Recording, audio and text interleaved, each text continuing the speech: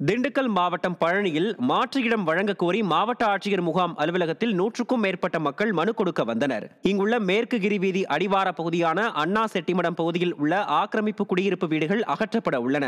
இதையடுத்து அப்பகுதி மக்களுக்கு 5 வருட தரை வாடகைக்கு தேவஸ்தானத்திற்கு சம்பந்தப்பட்ட இடம் நிபந்தனைகளுடன் வழங்கப்படும் என தெரிவிக்கப்பட்டது. இந்நிலையில் வருவாய்த்துறைக்கு சொந்தமான அரசு புறம்போக்கு நிலத்தை வழங்க வேண்டும் என்ற கோரிக்கை மனுவுடன் அண்ணா செட்டிமடம் பகுதி மக்கள் மாவட்ட ஆட்சியர் அலுவலகத்தில் குவிந்தனர். கரூர் மாவட்டம் குளித்தலை மற்றும் அதன் சுற்றுவட்டார பகுதிகளில் 2 மணி நேரத்திற்கும் மேலாக கனமழை கொட்டி தீர்த்தது. சுற்றுவட்டார பகுதிகளான தண்ணீர்பள்ளி, மருதூர், மேட்டுமருதூர், பணிக்கம்பட்டி, ஐயர்மலை, தாளியாம்பட்டி, புறவாசிப்பட்டி, லாலாப்பேட்டை, கிருஷ்ணராயபுரம் ஆகிய பகுதிகளில் சுமார் 2 மணி நேரத்திற்கும் மேலாக கனமழை கொட்டி தீர்த்தது. இதையடுத்து குளிர்ந்த சீதோசன நிலை அப்பகுதியில் நிலவியதால் பொதுமக்கள் மற்றும் விவசாயிகள் மகிழ்ச்சியடைந்தனர்.